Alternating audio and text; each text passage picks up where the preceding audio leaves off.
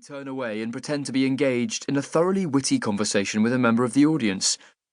Don't worry too much about this part. They're only doing it to unnerve you. The clerk of the court will now announce the terms of the duel. You might be tempted to take heart when you hear that this duel isn't to the death, but that would be a mistake. Whichever lord or lady you offended has almost certainly instructed their champion to first humiliate you, then bloody you, and finally, and with a grand flourish that will bring the audience to their feet, roaring with applause, kill you. When this happens, you can rest assured that the presiding magistrate will undoubtedly make a great harumphing noise over this gross violation of the rules, and will immediately fine said lord or lady, although that will be roughly equivalent to the cost of the wine in the goblet they'll be drinking while watching you bleed out on the floor. Not really your best day, is it? Well, that's for later. For now, take a good long look at your opponent standing across from you in the dueling court, because this is the part where you learn how to win. Your enemy is almost certainly a great fencer, someone with speed, strength of arm, exceptional balance, lightning reflexes, and nerves of steel. A great fencer spends years studying under the finest masters in the country. You, regrettably, aren't likely to have had the benefit of any of those fine qualities, and there's a good chance that your only fencing master was your best friend when the pair of you were 6 years old, play-fighting with sticks and dreaming of growing up to be greatcoats. But you don't need to be a fencer right now. You need to be a duelist. A duelist doesn't care about technique.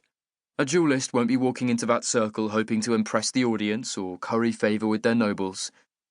A duelist cares about one thing only, that most ancient and venerable of axioms. Put the pointy end of the sword into the other guy first. So as the clerk strikes the bell signalling the beginning of the duel, and your opponent begins his masterful display of skill to the appreciative oohs and ahs of the audience, forget about life and death, or honour and cowardice. Forget about everything except finding that one opportunity, that single moment, when you can push the top 3 inches of your blade into your opponent's belly. In Tristia we have a saying, Deato mendea valus febleta. The gods give every man a weakness.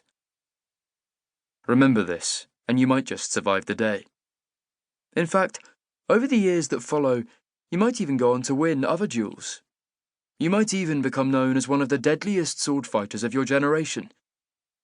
Of course, if that does turn out to be the case, then it's equally likely that one day, perhaps even today, that great sword fighter who's about to lose the duel, it could be you.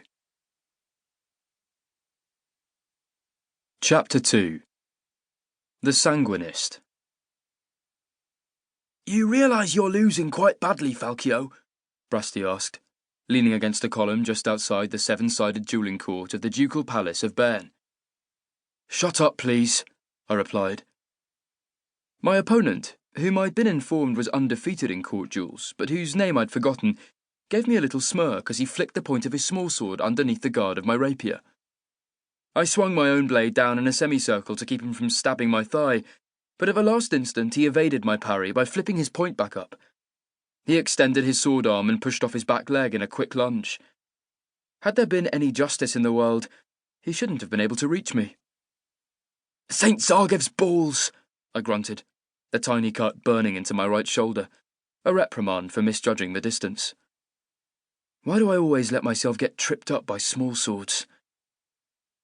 Despite the name and the delicately thin blade, small swords are deceptively long. My opponent's was only a couple of inches shorter than my own rapier, and he'd made up the difference with an extravagantly long lunge of the sort immortalised in the illustrations of the more imaginative fencing manuals. From the far side of the dueling court, Cunciat, Margrave of Galac, the rotund, fetid bastard who'd engineered this duel, shouted, Bravassa! At his champion. 20 or so of the Margrave's retainers joined in the cheer, adding a few sprinkles of Fantissima, de Blesse, and other misapplied fencing terms. However much this annoyed me, it is accepted practice for a duelist's supporters to cheer them on. In fact, I was entitled to similar outbursts from my own admirers. This Undriel fellow really is remarkably skilled, Kest remarked. Undriel. That was the bastard's name.